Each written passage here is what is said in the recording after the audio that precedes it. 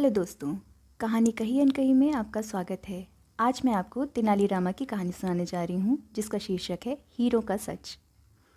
एक बार राजा कृष्णदेव राय दरबार में बैठे मंत्रियों के साथ विचार विमर्श कर रहे थे कि तभी एक व्यक्ति उनके सामने आकर कहने लगा, महाराज मेरे साथ न्याय करें, मेरे मालिक ने मुझे धोखा दिया है। इतना सुनते ही महाराज ने उससे पूछा, तुम कौन हो और तुम्हारे साथ क्या हुआ है? अन्नदाता, मेरा नाम नामदेव है।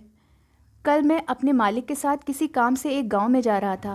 गर्मी की वजह से चलते चलते हम थक गए और पास में स्थित एक मंदिर की छाया में बैठ गए। तभी मेरी नज़र एक लाल रंग की थैली पर पड़ी, जो कि मंदिर के एक कोने में पड़ी हुई थी। मालिक की आज्ञा लेकर मैंने वो थैली उठा ली।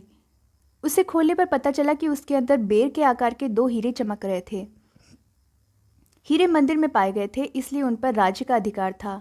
परंतु मेरे मालिक ने मुझसे ये बात किसी को भी बताने से मना कर दिया। कहा कि हम दोनों इसमें से एक एक हीरा रख लेंगे।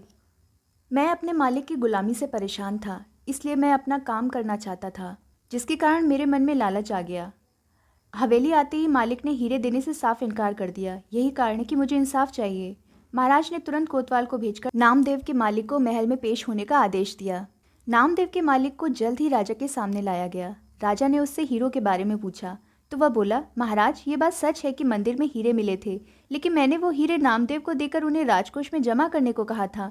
जब वह वापस लौटा तो मैंने उससे राजकोष की रसीद मांगी तो वह आनाकानी करने लगा। मैंने जब इसे धमकाया तो ये आपके पास आकर मनगढ़ंत कहानी सुनाने लगा। अच्छा, तो ये बात है? महाराज ने कुछ सोचते हुए कहा, क्या तुम्हारे पास इस बात का कोई सबूत है कि तुम सच बोल रहे हो? अन्नदाता, अगर आपको मेरी बात पर यकीन नहीं तो आप मेरे दूसरे तीनों नौकरों से पूछ सकते हैं। वो उस वक्त वहीं थे। उसके बाद तीनों नौकरों को राजा के सामने लाया गया।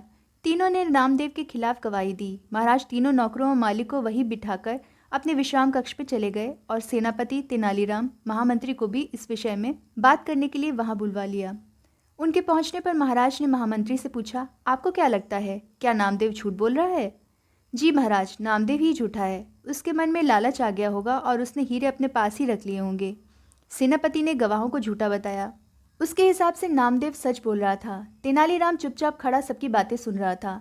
तब महाराज ने उसकी ओर देखते हुए उसकी राय मांगी। तेनालीराम बोला, महाराज कौन झूठा है और कौन सच्चा इस बात का अभी पता लग जाएगा, परंतु आप लोगों को कुछ समय के लिए पर्दे के पीछे छुपना होगा। महाराज इस बात से सहमत हो गए, क्योंकि वो जल्दी से जल्दी इस मसले को सुलझाना चाहते थे, इसीलिए पर्दे के पीछे जाकर छुप गए। महामंत्री और सेनापति मुंह सिकोड़ते हुए पर्दे के पीछे चले गए। अब विश्राम कक्ष में केवल तेनालीराम ही दिखाई दे रहा था। अब उसने सेवक से कहकर पहले गवाह को बुलवाया। गवाह के आने पर तेनालीराम ने पूछा, क्या तुम्हारे मालिक ने तुम्हारे सामने नामदेव को हीरे दिए थे? जी हाँ। फिर तो तुम्हें हीरे के रंग और आकार के बारे में भी पता होगा।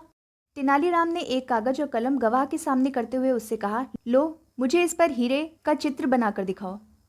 इतना सुनते ही उसकी सिट्टी पिट्टी गुल हो गई और बोला, मैंने हीरे नहीं देखे, क्योंकि वो लाल रंग की थैली में थे। अच्छा, अब चुपचाप वहां जाकर खड़े हो जाओ। अब दूसरे गवाह को बुलाकर उससे भी यही प्रश्न पूछा गया। उसने हीरों के रंग के बारे में बताकर कागज पर 2 गोल आकृतियां बनाकर अपनी बात साबित की। फिर उसे भी पहले गवाह के पास खड़ा कर दिया गया और तीसरे गवाह को बुलाया गया। उसने बताया कि हीरे भोजपात्र की थैली में थे, इस वजह से वह उन्हें देख नहीं पाया। इतना सुनते ही महाराज पर्दे के पीछे से सामने आ गए। महाराज को देखते ही तीनों घबरा गए और समझ गए कि अब सच बोलने में ही उनकी भलाई है। तीनों महाराज के पैरों को पड़कर माफी मांगने लगे और बोले, हमें झूठ बोलने के लिए हमारे मालिक ने धमकाया था और नौकरी से निकालने की धमकी दी थी, इसीलिए हमें झूठ बोलना पड़ा। महाराज ने तुरंत मालिक के घर की तलाशी के आदेश दे दिए।